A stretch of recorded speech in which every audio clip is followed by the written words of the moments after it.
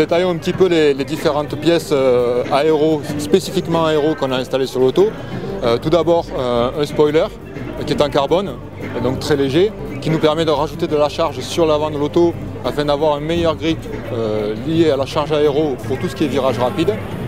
Un aileron lui aussi en carbone qui permet d'avoir un meilleur grip de la partie arrière de l'auto. Des jupes qui permettent de mieux canaliser le flux d'air autour de la voiture. Et un diffuseur arrière qui permet également de mieux extraire l'air derrière l'aileron et donc de donner une meilleure efficacité à l'aileron.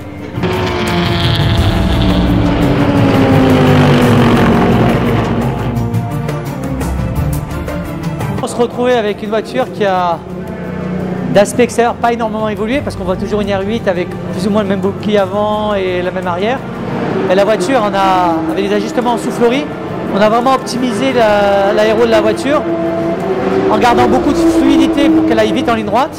Et en même temps, on a un appui énorme. Par exemple, l'aileron, il suffit de le reculer un petit peu en arrière, d'avancer ce qu'on appelle la lame avant, c'est-à-dire la partie plane en dessous de la voiture à l'avant.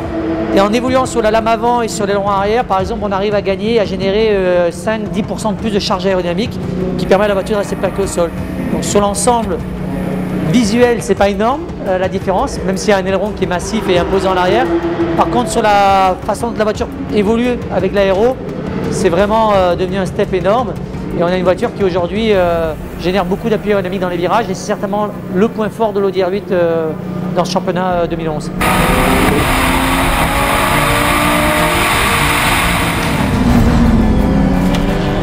Sur le véhicule de course, on cherche bien évidemment à gagner le plus de poids possible. Et donc toutes les pièces de carrosserie vont être allégées, donc elles sont faites notamment en carbone pour ce qui est du capot avant et du capot arrière, mais également les intérieurs de porte, qui ne sont plus des intérieurs de porte de série très lourds, mais simplement une peau en carbone qui nous permet de gagner beaucoup de poids sur les portes, les capots avant, les capots arrière.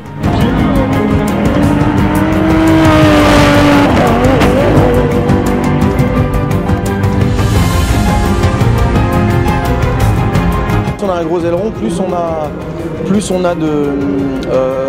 ça aide au freinage en fait. Voilà. Et ça aide aussi en passage de courbe rapide où plus on va vite, plus l'air appuie sur l'aileron et plus on a un train arrière stable. Par contre, plus on appuie sur l'aileron aussi, moins on a un train avant stable.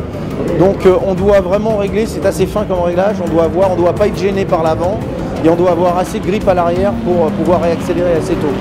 Donc le réglage de l'aileron arrière c'est indispensable.